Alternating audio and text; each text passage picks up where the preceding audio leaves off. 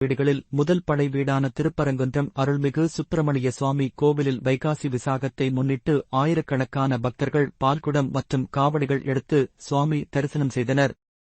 இந்த ஆண்டுக்கான வைகாசி விசாக விழா வசந்த உற்சவம் கடந்த 31ஆம் தேதி காப்பு கட்டுதலுடன் தொடங்கியது.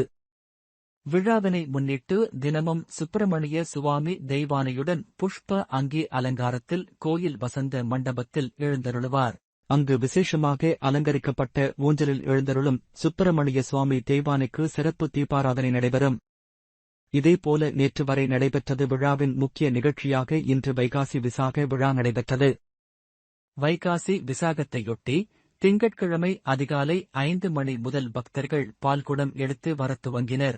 உற்சவர் சன்னதியில் சண்முகர் வள்ளி தெய்வானைக்கு சிறப்பு அபிஷேகங்கள் நடைபெற்று கோவில் விசாகை கொரடு மண்டபத்தில் எழுந்தருளினார். அங்கு காலை 5:30 மணி அளவில் பக்தர்கள் கொண்டு வந்த பால்குடங்களைக் கொண்டு சண்முக வள்ளி தெய்வானைக்கு சிறப்பு பாலாபிஷேகம் நடைபெற்றது. பக்தர்கள் பால்குடம், காவடி, பறவை காவடி அழகு குத்தி பல்வேறு வகையில் தங்களது நேற்றிக் கடனை செலுத்தினர்.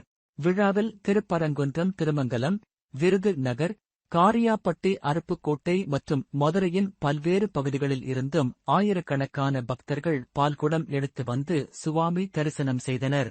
மதுரை மாநகர காவல் ஆணையர் லோகநாதன் தலைமையில் 500க்கும் மேற்பட்ட போலீசார் பாதுகாப்பு பணியில் ஈடுபட்டிருந்தனர். உள்ளே வாங்க போத